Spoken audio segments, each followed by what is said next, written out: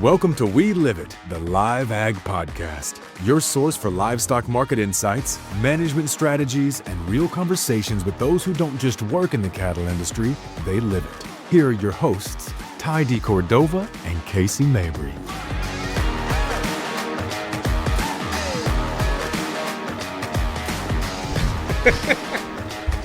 This is a blooper reel right here. A racing start. This is Live awesome. blooper. Welcome to We Live It, the Live Ag Podcast with Ty D. Cordova and Casey Mabry. Today, joining us is Jace Thompson from Billings, Montana, international champion auctioneer.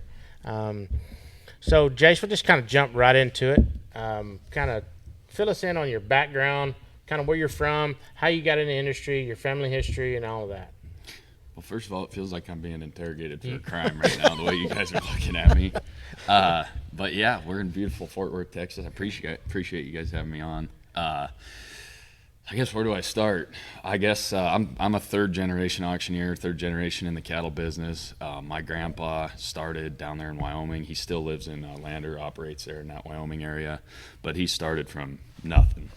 He was dead broke and just kind of got the wild hair to do it and started what is now a really, really big business there. He handles a lot of ranchers' cattle down there in Wyoming, and he's really built, I would say, an empire, the way I look at it, you know. Yeah. But and then my dad started down there in Wyoming. He operated there for, when he was about my age, for probably 10 years or so, and then I don't have my timelines right, I'm sure, but operated there for about 10 years or so. My grandpa owned Riverton. Yep. And so he worked there and then worked at a handful of other barns across Wyoming. And then he moved up to Billings, and Pat Goggins hired him up in Billings. And my dad's been there ever since. And he started quite a large business there in Billings and the surrounding areas as well. So, and then I've grown up. I was born in Lockwood there on a background lot that we had, and worked there my whole life. Kind of grew up working in the yards, working at the feedlots, kind of. I guess I had no other choice in a sense, but I enjoyed it and kind of was able to learn from the ground up, and grew up working there at the feedlot, working there on the yards, was able to be around it and learn a lot, and then kind of started getting into the auction side of it, and the rest is history. You know, the first time I ever heard your dad, I guess he was selling Peepers Red Angus bull sale. Me and my dad were my brother was sitting in a sale barn one day and come across Peeper sale, and your dad was selling it. And that's kind of how I got to know your dad. We bought a many bulls from Peeper Red Angus bulls, and he, I loved to sit in front of him and buy cattle. Yeah, he's one of a kind, and that's kind of when I heard about you and when we was looking at and hiring our auctioneers for Live Ag, your name kept getting brought up, and I said I'd never heard of you, and so matter of fact I never even listened to you. We sat down and had dinner that one night. And here we are. And Jace asked me, he said, well, how did you hear me? I ain't heard you. I ain't never heard you sell, but I hear good things about you, and I know your family's real deep in the industry. Really, really respect your dad. He's a great, great man. And when I called and visited him about it, it was anyways. So that's kind of how it come about you here. It was a dinner one night in Billings, Montana, out of the blue. And then about 2 weeks later, I heard you sell bull sale somewhere. And I told Jason, I said, I don't know, why don't we hire this guy? And but no, we pick on Jason a lot around here because. What were you gonna do if I sucked? What were you gonna do if you had me hired? That really wasn't a plan B. Fire you? but I guess we would have probably fired you. Yeah. But you're still here, so you didn't suck. The apple doesn't fall far from the tree, though, right? That's right. You just got to lean on genetics. You get that. Genetics is a key thing in this industry, whether it is people or cattle. So you gotta lean on that a lot. So, no, it's pretty cool to watch you grow up, or hear about you grow up, hear about your industry standard, hear about your people. I mean, that's what it's all about here at Live Ag, is the relationship with the foundation of the families. And I mean, it's neat to watch the next generation rise up. And that's kind of what I like so much about Live Ag, is the foundation of members and reps and employees that you guys have built up. You've kind of done it with the future in mind, you know. Yeah. And you want some youth in there and some people who have had some experience in the industry, even though they may be young, kind of build some future in it. How old are you? 22. My gosh. Do you remember when you were 22? Pretty sure I was still eating my boogers when I was 22. Me too. I wasn't thinking about Yeah. a long-term vision, but that's another thing when we sat down with him and talked about goals and what he sees. And one thing I liked about him, he thought 10 years out or 15 years out. For his age, it really shocked me for him to be as business-minded and I'm bragging on him now, and I give him a hard time all the time, so I don't want to build him up too much because his head's already a little big. So we got to pump the brakes every once in a while. But he's a phenomenal young man in the industry that you want to attach yourself to and watch him grow, and it's pretty neat. So, Well, imagine, you think about it. You probably didn't spend a whole lot of time watching TV when you were a kid, right? You were sitting out there with your dad and running that grow yard and all that stuff. Probably when you were young, 12, 13, 14 years old. Oh, yeah. Well, and I think that was a huge benefit, too. And I don't know what your guys' childhood was like, but I got to spend a lot of time outside. We had a couple thousand acres right across the street. And, I love playing outside, even as a young kid. And I think just having that freedom and being able to kind of explore it, and it's such a benefit to a young person, because not all kids get to. It was that's true. So special to be able to just have all that there and be able to get dirty, be able to work, and I just think it's kind of an important part of the development. So you talked about your grandfather. Were you right up against him all the time, or was he in a different location? No, he was down in Wyoming, which they're about 4.5 hours south. We spent a lot of time. Our family was real close growing up, still are. My dad's side, all the cousins were real close, spent all holidays together, and I've always been really close with my grandparents, but I wouldn't say I spent a lot of time with them growing up. Yeah. But since I've started auctioneering, especially, my grandpa and I have become real close, and he's helped me out a lot. We've done some deals together, and it's just been a privilege to be able to be close to him in business wise in the last 4 years. But we've always been close as a family, growing up. Yeah, no, I think that's probably super important, and I think it's very interesting. And I've had the luxury of meeting lots of different families, and my background when I grew up is way different than most everybody, and everybody's got different backgrounds. But it's interesting to watch, like you talk about your grandfather and the empire that he built, and then your dad goes off and kind of does his thing. And then it looks like you're wanting to go kind of do your own thing as well and kind of pave your own way and not just kind of fall in line. And there's too many families that you look and it's like everybody tries to just mandate what that person's going to do and come back and fold into the operation. And then those operations don't survive long term. But you guys are all trying to pave your own way. And it's interesting how young also you are with that insight and that foresight to do that. So yeah. Well, I think it's important. Like I would always, I've traveled a lot. I've never moved out of my hometown, but I've traveled a lot and been able to experience different things in my travels. But I think it's extremely important. My dad sells for the Schiefelbeins, and they mandate that their kids go out and do something somewhere else, and go get a degree, go live somewhere else, and just I think that experience and that diversity can bring a lot. Even if you do come back to the operation, it brings a lot of benefit to the family operation. But I think you have to kind of make yourself unique with your experiences.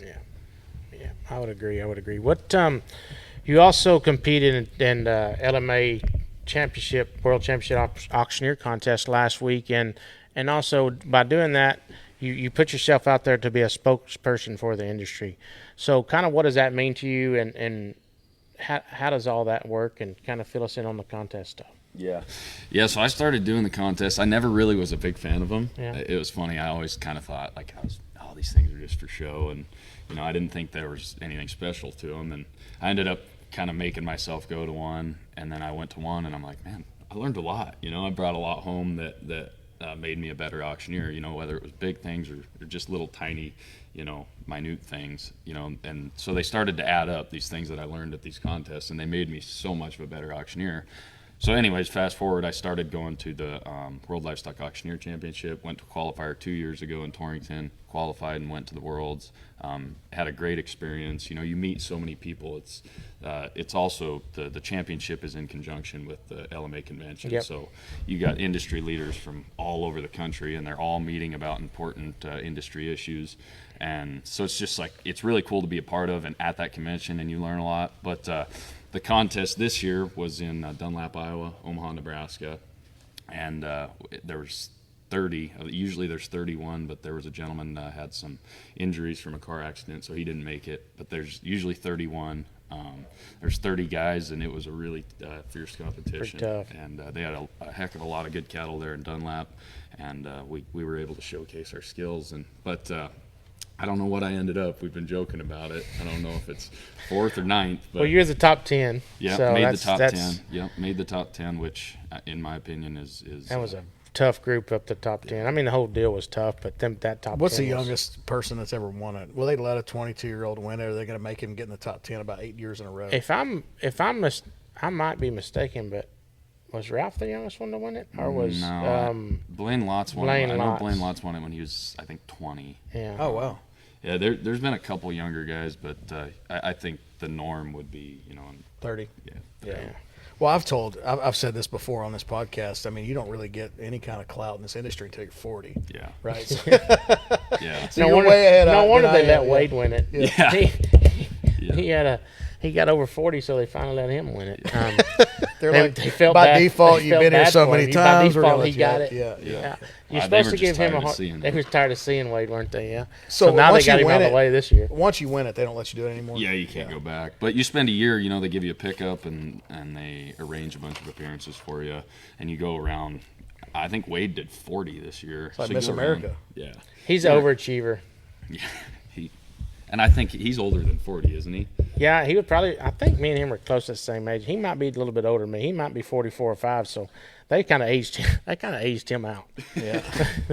Get a little long in the tooth. So the competition, like for the people that don't know about it, like what's day one? I mean, like so, how long is it? What's it do? Kind of give us some details. So the on it. convention would be, let me see, convention would be 6 days long technically, or I guess 5 or 6 days long.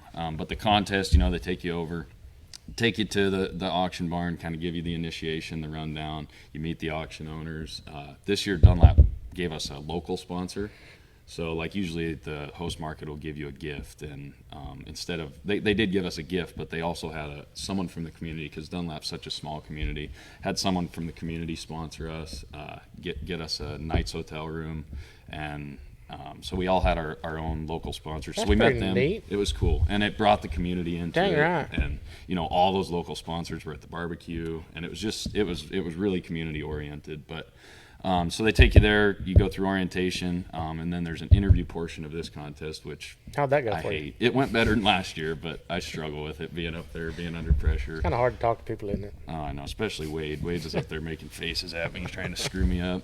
But so you go through the interview portion. That's 25% of your score. So you do that your second day of the contest, and then you go and do the live auction portion. Usually sell 8 drafts in the prelims, and then if you make the top 10, you sell 10 drafts. So it's pretty cut and dry, but I think having that, LMA structures it to, they want you to be a spokesperson for their industry, and that interview score being 25%, it shows your ability and to get up and speak, and which I obviously need more polishing on, but get up and speak in front of people and test your knowledge as well. Yeah, so let's say there's somebody out there that's watching this thing that's a younger person that wants to become an auctioneer someday, and maybe they want to win the World Championship. Like, what things to you? I mean, like, I look at you as no different than any kind of professional athlete, right? Because you're using one of your physical attributes or your mental attributes to do it. Like, what do you do to mentally prepare yourself, throughout the year? What are things, like, if you leave there and you're like, man, this is what I need to work on. Like, what do you do? I mean, is it on a daily basis, weekly basis, driving down the road? Let's kind of talk about that. How do you develop your skill, and how do you hone it? Yeah, it takes a lot of time to develop your chant. I would say my chant came easier than my mechanics of it. So I've had to put a lot of work into the mechanics side of it. But, you just spend time driving down the road, spend repetition. It just takes time. You got to do it and correct little tiny things. And so I think once you develop your chant, that's the easiest part. And then I've learned, just getting into the auction side of it, I've learned the most by just doing it. And I've told so many people that, like, when I was first starting, even if it was a pots and pans auction or any auction that I got the chance to sell, I made it a point to go and do it. Even if I knew it was going to suck or it would be a wreck, I made it a point to go and do it, because even if it doesn't go well, you learn what not to do, or you learn how to handle those situations. So I would say that was a big thing that I did for myself, like preparing myself career-wise and developing myself career-wise. And the other big thing is you got to have a mentor. You got to have somebody, my dad and grandpa both were big, and I always talk about them.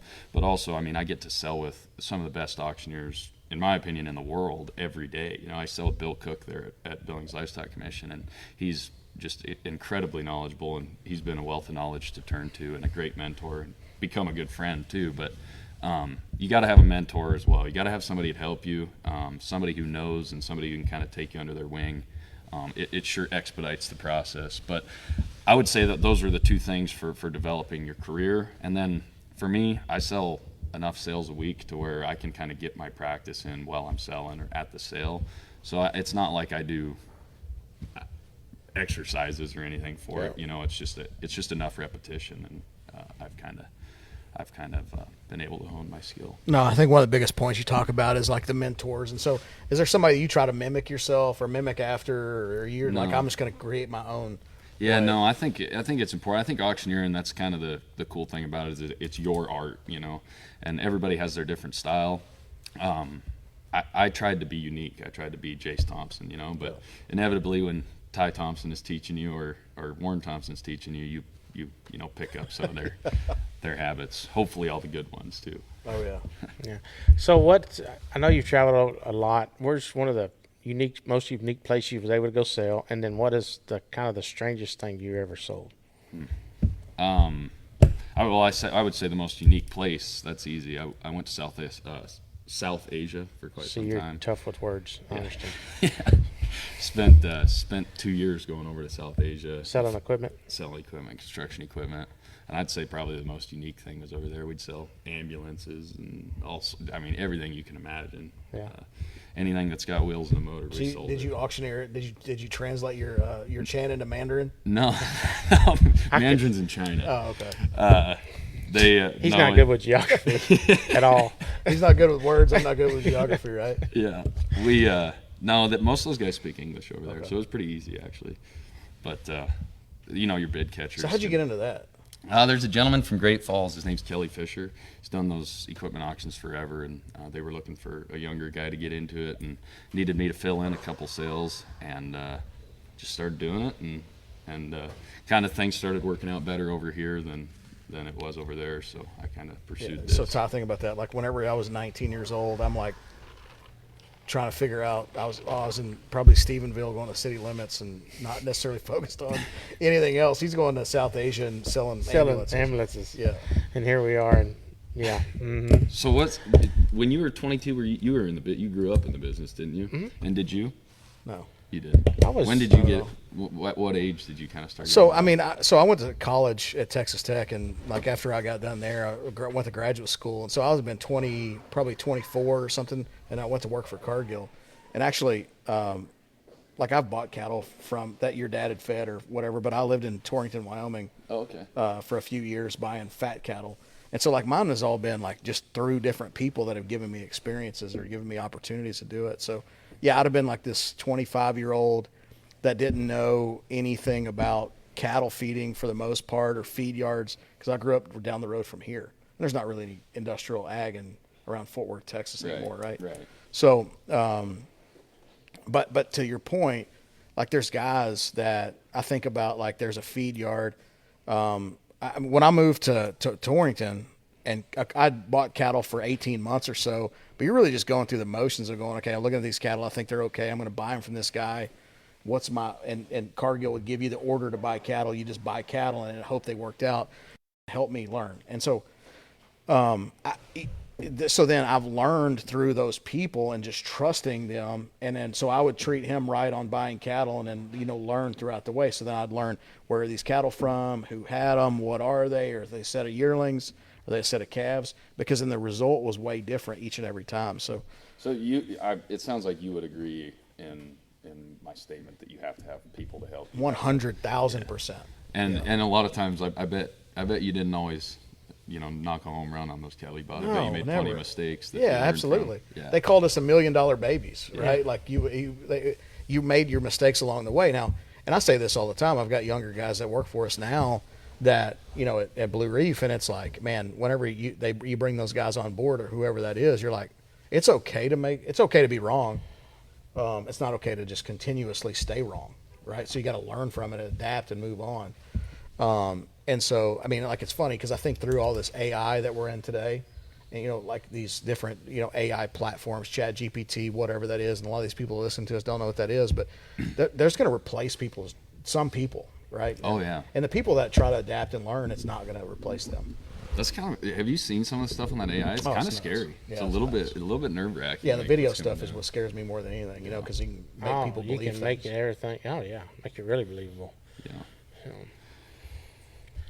Yeah. No, I would say that's. I mean, I'm young, but I can say that with confidence that, like, you got to, especially in this industry, you got to have somebody, and you can do it on your own, but you'd have to really bust your butt, you know. yeah, It you would be- got to tie yourself to some really good industry leaders and people that have been in it for a while. And that was what's so fortunate about me, was I was lucky and fortunate enough. My dad stuck me in front of a lot of really, really knowledgeable people in this industry, and Yeah. you know, they can put you in a place, but it's your duty to learn it. They're not going to just force feed you it, and you got to grab onto their coattails and kind of learn as you go. And you know, I told him this. It took me a little while to figure it out, but I told him all the time before he passed that how grateful me and my brother were of the positions he put us in and the people he put us around. Yeah. And I mean, it's just some of that's just priceless. You can't put a figure on it. So you got to have a mentor. I've talked about that at length, about this industry is really, really short on, the world is short on talent, right? Because it's pretty easy just to go through life and not really push harder. Yeah. And it's the people that want to push harder and do things that kind of excel. And so I think that it's you wanting more. It's your family that gives you the ability or the enabler to do that. But, man, if anybody wants to be part of this industry, honestly, there might be some 14-year-old boy that wants to be you someday. Yeah. And then it's going to be how you react. If somebody reaches out to you and goes, hey, I want to really do that, I mean, more than likely you're going to go, hey, I'll take you under my wing or whatever, Yeah. right? Well, that was the first impression means a lot to me.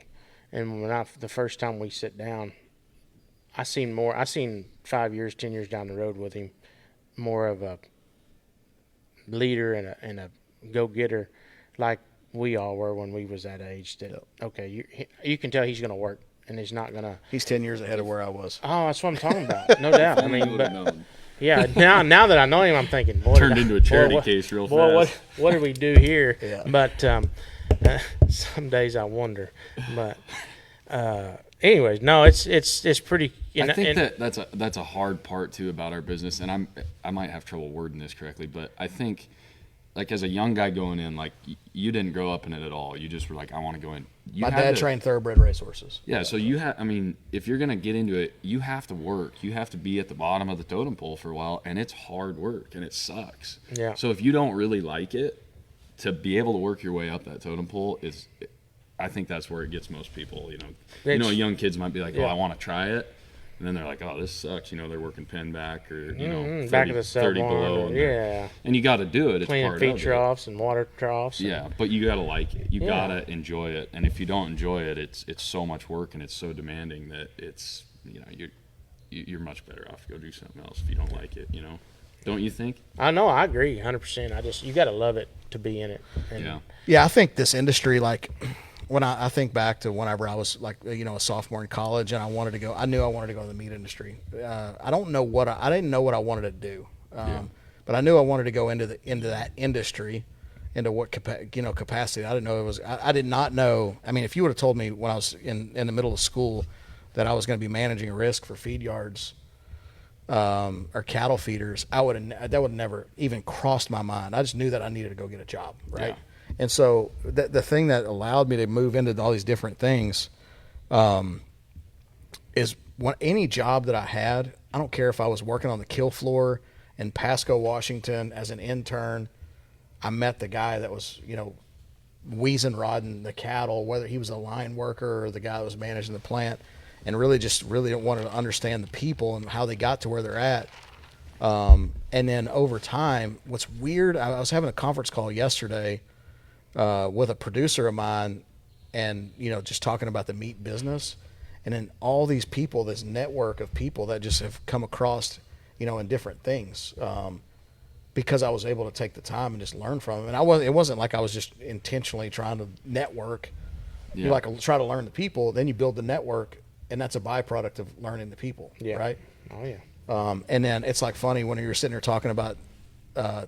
It took me like 10 minutes into this podcast to realize that you're Ty's son, and I've never met him before. But I've bought his. Aren't you supposed to research No, your we guest don't. before you No, have we it? don't. That's the best part about That's it. the best part about Because it. then it allows us to not have anything like canned, right? Yeah. And it allows me personally. But it just hit me, and like I've never met him before, but like just through relationships, I bought the guy's cattle. And Right. There's been lots of different. I mean, I can probably rattle off 10 names of people that associate, and there's just like a little bit of degree of separation there, but. No, it's just that's my favorite part of this business is you sit down there and you go, man, I knew this guy and did this, and I hadn't been in the industry terribly long, 15, 16, 18 years, something like that. But that's my favorite part.